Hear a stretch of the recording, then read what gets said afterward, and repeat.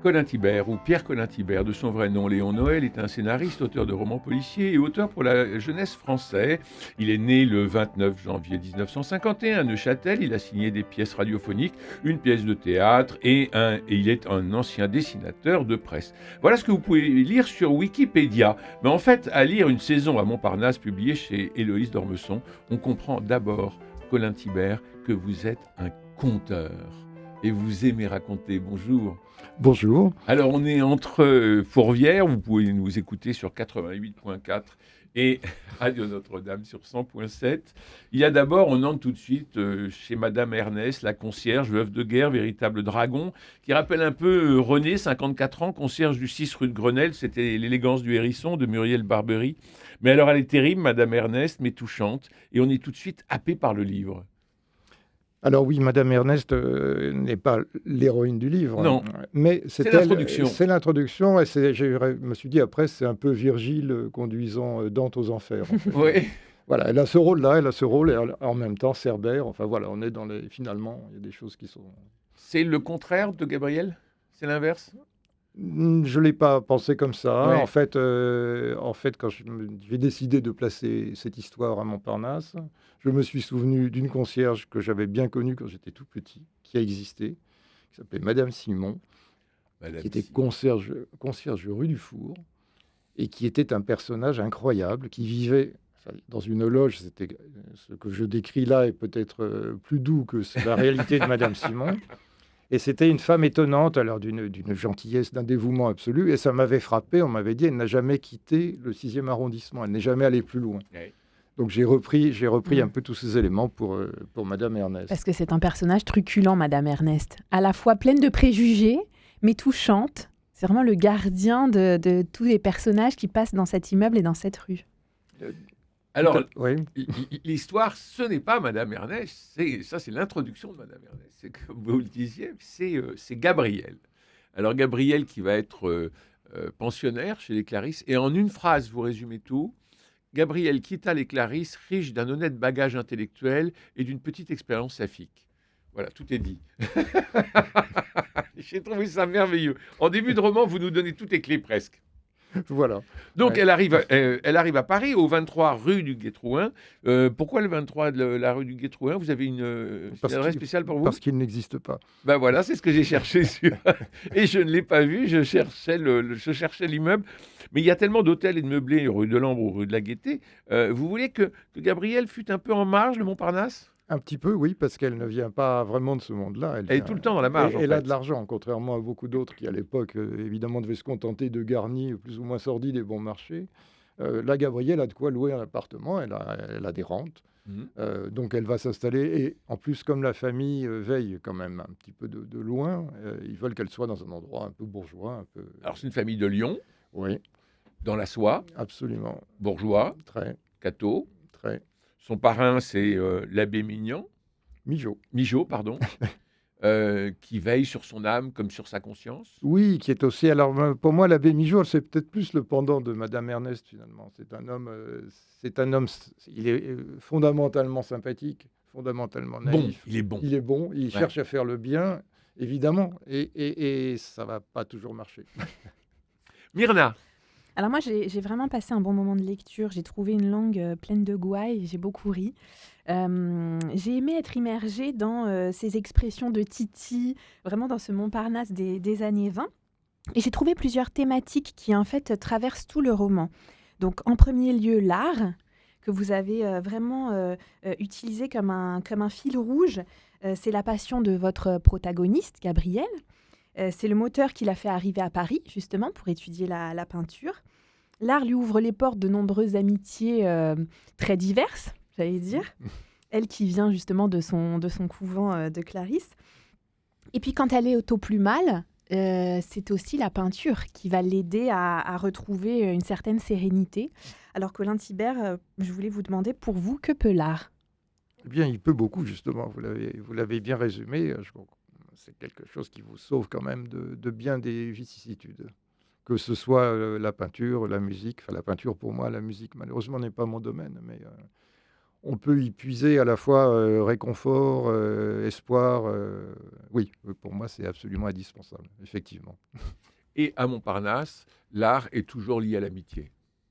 Ben, en tout cas, à cette époque-là, À cette époque-là, c'est de ce que fabuleux. tout ce que j'ai pu en lire, il y avait cette espèce, oui, d'incroyable foisonnement, de croisement. Alors, pas que l'amitié, il y en a Mhm. qui se haïssaient profondément, mais voilà, ça crée du lien, on va dire. On dirait ça Ils se aujourd'hui. retrouvent à la Brasserie du Dôme, ils se retrouvent en face à la Rotonde, ils se retrouvent dans tous ces lieux qui existent toujours aujourd'hui, mais qui sont...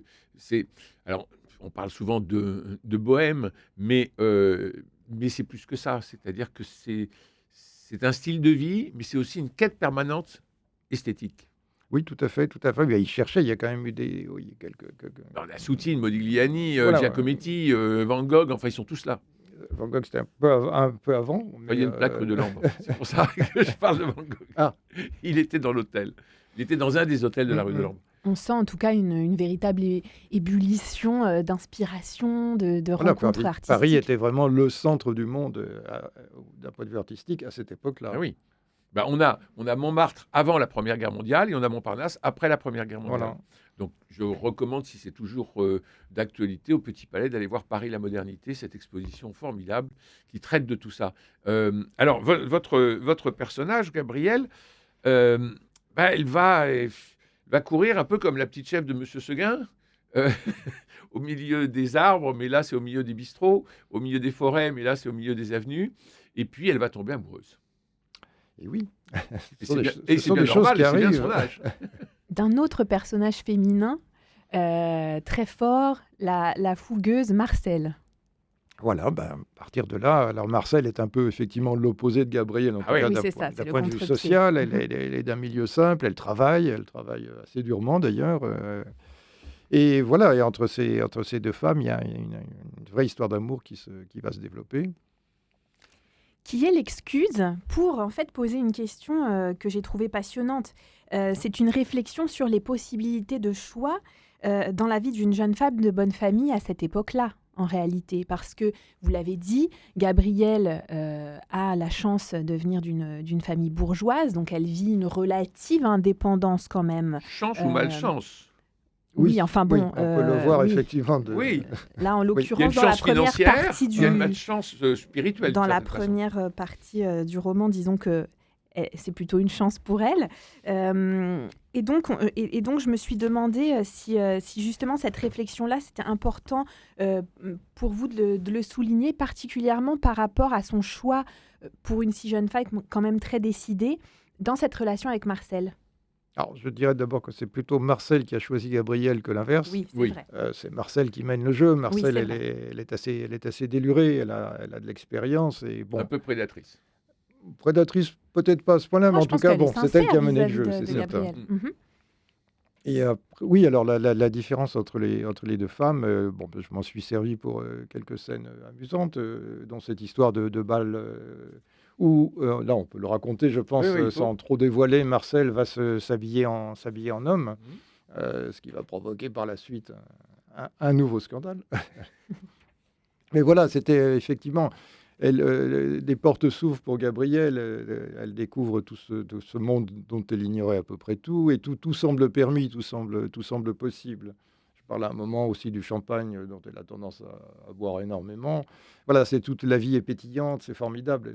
C'est la fête, c'est la kermesse. Mais Paris est une fête, disait Hemingway. Ben oui. Voilà, c'est ça. mais il y a un revers Alors, que vous donnez à un moment. le revers, c'est que la famille derrière ne va pas l'entendre de cette oreille et qu'effectivement, vous le disiez tout à l'heure, une jeune femme de ce milieu-là, à cette époque-là, est quand même soumise à pas mal de choses. On a essayé de la marier, Gabrielle. À de Ça n'a pas nombreuses fonctionné. reprises. Ça n'a pas fonctionné. Elle s'est débattue la contre de manière assez subtile, d'ailleurs, sans s'y opposer frontalement. Mais voilà, elle ne pourra pas aller jusqu'au bout de ses rêves, ça c'est certain. Alors, une fois que la famille lyonnaise, bourgeoise, dans la soie, se rend compte que ses amours sont un peu illicites, on va dire, les frères Berthelon, parce qu'elle a 2 frères, Ouais. vont vouloir s'occuper un peu pour remettre de l'ordre dans les mœurs de leur sœur. Mais il y a le parrain qui est là, le bon abbé, qui va essayer de temporiser. Alors oui, le bon abbé, lui, a essayé de limiter les dégâts, on va dire, Ouais. limiter la casse. Alors, c'est un roman il est un peu difficile de parler de certaines choses sans tout dévoiler, Mhm. évidemment, parce qu'il faut quand même laisser au lecteur le plaisir de découvrir certaines péripéties, surtout vers la fin du livre. Mais l'abbé a essayé d'arranger les choses et les frères, et bon, il n'arrivera pas au bout de son plan parce que voilà, la mort va le saisir. Mm. Les frères, en revanche, eux, vont régler le problème à leur manière, qui est d'une brutalité sans nom. Oui. Et là, vous vouliez parler de votre grand-père. Alors, mon grand-père, Ellipse. Ellipse. Et nous nous retrouvons en Suisse. Et nous nous retrouvons à Neuchâtel. voilà, l'idée de départ de ce livre était, je m'étais dit, je vais écrire quelque chose sur mon grand-père qui dirigeait un asile psychiatrique pendant une dizaine d'années du côté de Neuchâtel. C'était le point de départ. Donc, je suis allé, j'avais quelques histoires familiales, pas grand-chose. Je suis allé aux archives de la ville de Neuchâtel. J'ai trouvé pas mal de choses, rien sur la psychiatrie, mais beaucoup de choses, de détails pratiques sur la vie de l'époque, etc. Et je me suis dit, non, il n'y a pas de quoi faire un roman. C'est intéressant, c'est amusant, c'est plaisant, mais ce qui m'aurait intéressé sur la psychiatrie n'existe pas. Les dossiers restent confidentiels, apparemment scellés à jamais. Puis bon, en plus, c'est pas mon domaine de compétence, je ne suis pas médecin, est-ce que j'aurais su parler de tout ça? Et puis petit à petit, je me suis souvenu que mon grand-père avait une sœur, que je n'ai jamais connue, qui était morte bien avant ma naissance. Sœur qui était, disait-on, dans la famille, un peu spéciale. Mais parlez-nous de Claudel. Ma mère Un avait peu dit d'elle, c'est spéciale, une donc hippie. indépendante, c'est ça? Oui, Voilà. indépendante, et qui ne s'était pas mariée, qui menait sa vie à sa façon. Comme elle Paraît-il, l'entendait. faisait de la peinture, Mhm. fréquentait des poètes ou je ne sais qui. Enfin voilà, il y avait une espèce de petit parfum de scandale autour de cette femme qui a été un peu, alors là plutôt simplement un peu effacée, un peu oubliée. Et puis voilà. Et tout d'un coup, ce fantôme a surgi. Je me dis, mais voilà, l'histoire qu'il faut raconter, c'est celle de cette femme. Alors que tout était évidemment imaginé. Bien sûr, Je évidemment. n'ai aucun élément précis sur la vie de ma grand-tante.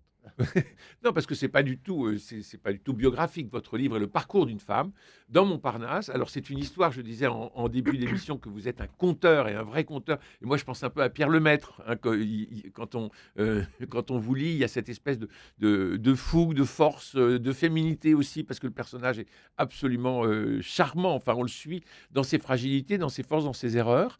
Et puis on est pris dans le tourbillon de Montparnasse. Et ça, c'est merveilleux. Alors justement, pour revenir à Montparnasse, par rapport à l'art dont je parlais tout à l'heure, il y a aussi un autre aspect de l'art que j'ai trouvé particulièrement futé. L'art, selon le regard qu'on pose dessus, et en l'occurrence celui du docteur Lambernet, ça peut aussi être spéculation et malhonnêteté. Donc on a ce personnage qui a une éthique et une déontologie, on pourrait dire, à géométrie variable. Et s'il est tout puissant dans son asile psychiatrique, lui, il est tout à fait impuissant face au krach boursier de 1929. Alors qu'avez-vous imaginé? Que va-t-il manigancer, ce docteur? Ce docteur qui, par ailleurs, n'est pas un mauvais médecin. Il a une approche assez fine pour l'époque par rapport à d'autres psychiatres réels que j'ai cités dans leur approche de l'homosexualité. Chez certains, c'est assez radical, on va dire, assez radical. Oui, oui. Le docteur Lambernet, il est plutôt ouvert, il a lu Freud, il pense que parler, créer le dialogue peut amener quelque chose, il ne sait pas exactement. Donc, de ce côté-là, du côté médicalement, il est très bien. Sur le plan moral, c'est plus discutable. Mais en même il temps, se fait corrompre d'entrée quand même. Hein. Bon. Oui, un petit peu. Par les Oui, pareil, voilà.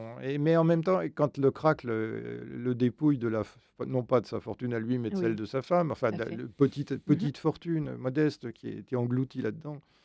Il a une espèce c'est pas supportable. Il craint de perdre sa femme à cause de ça, et il va faire absolument n'importe quoi en fait.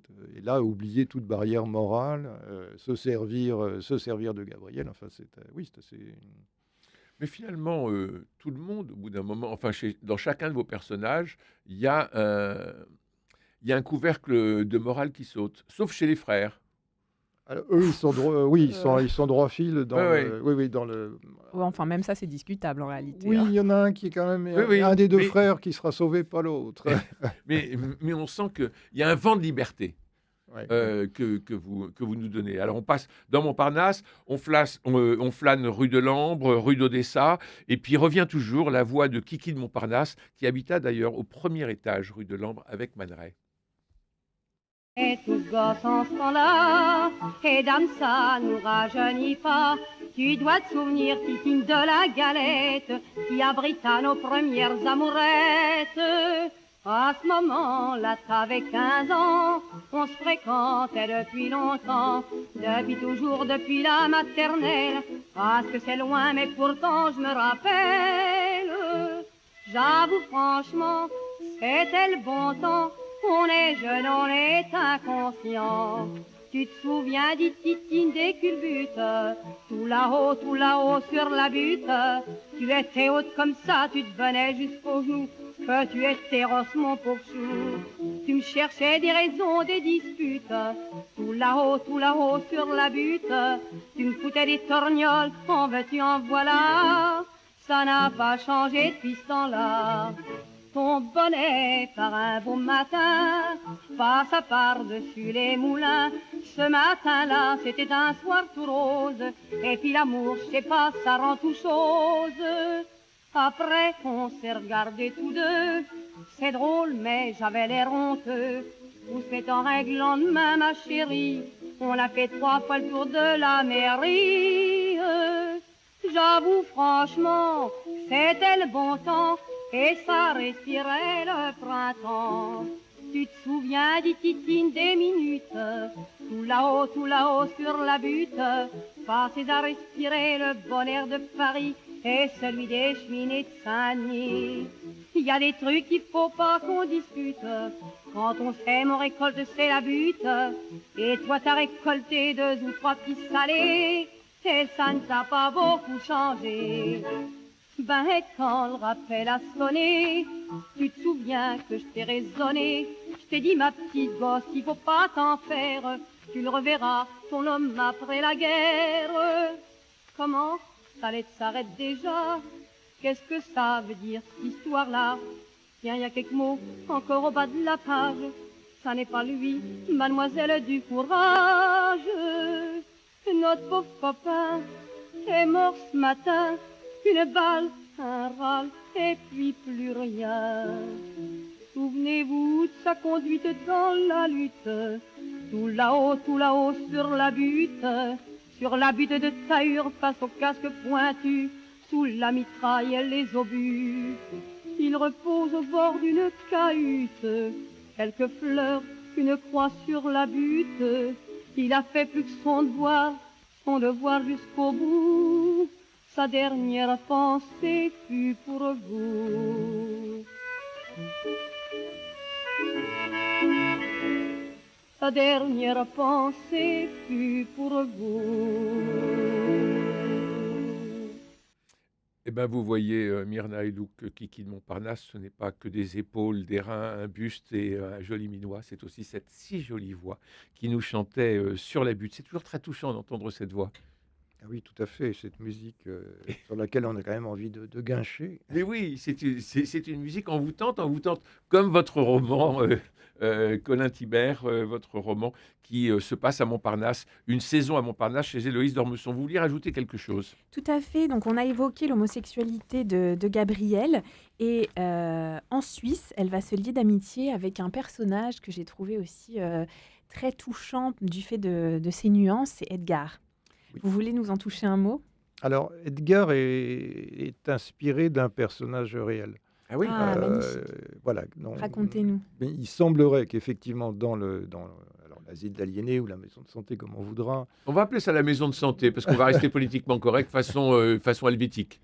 à l'époque, bon, bref, ils étaient moins pointilleux sur les mots. Oui.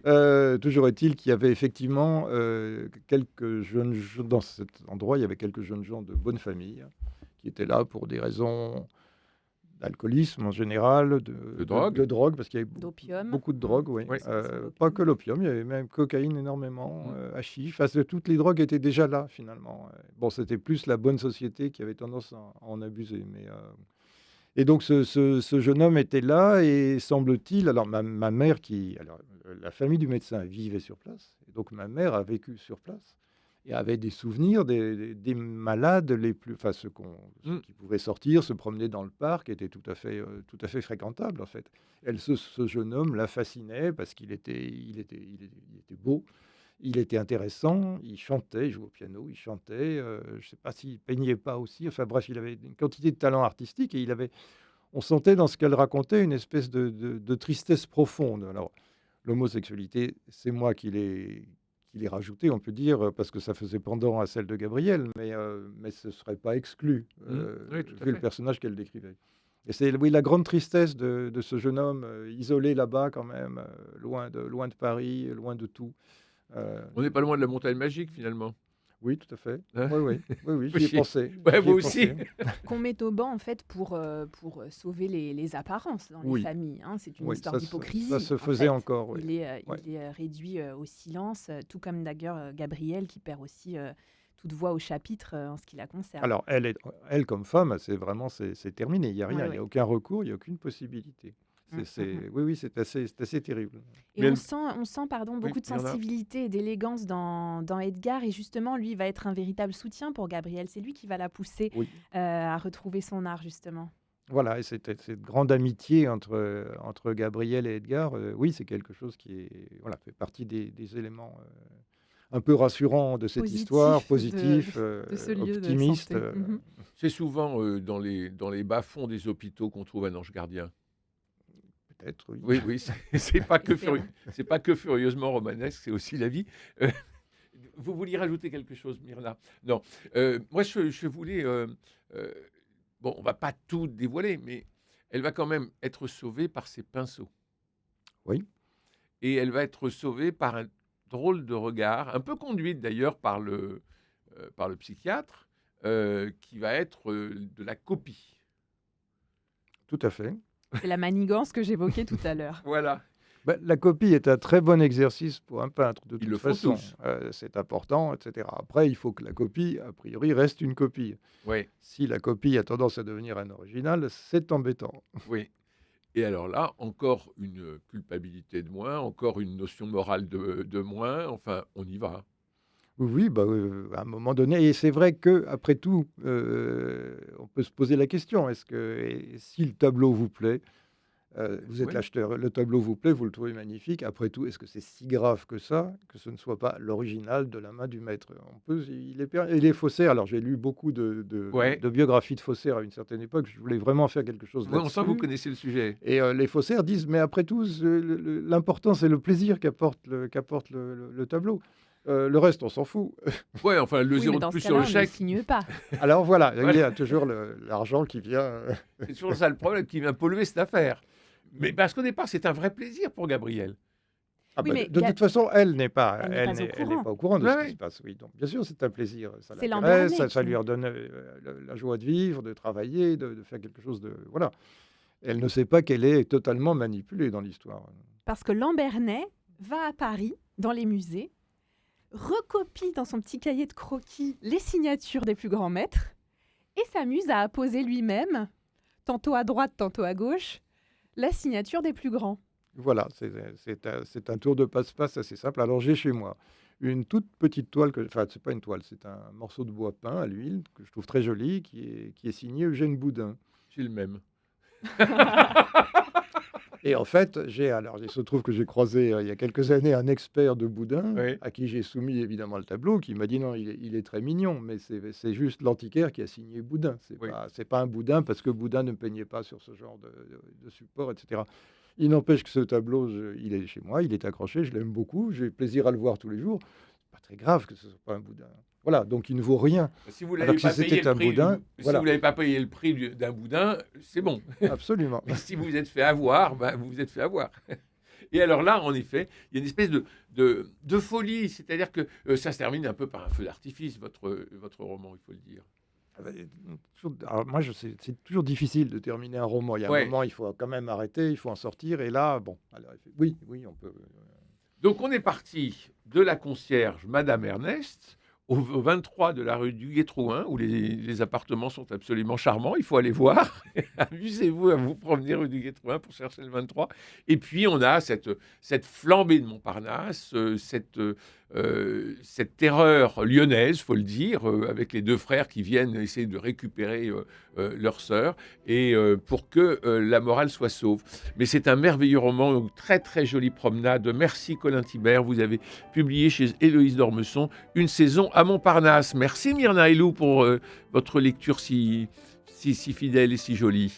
Merci à Jean-Paul Lérine pour la réalisation, Philippe Malpeuch, François Dieudonné, Camille Meyer pour la réussite technique de notre rendez-vous. Demain c'est mercredi, nous irons au cinéma voir Blanche Houellebecq, Scandaleusement Vôtre et La beauté du geste. D'ici là, bonne fête au Joseph, prenez soin de vous et je vous embrasse.